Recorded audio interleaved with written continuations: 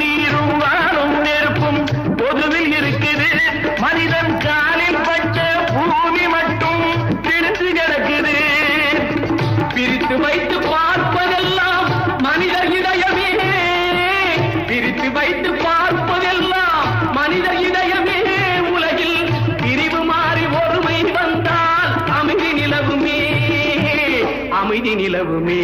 நீங்க நல்லா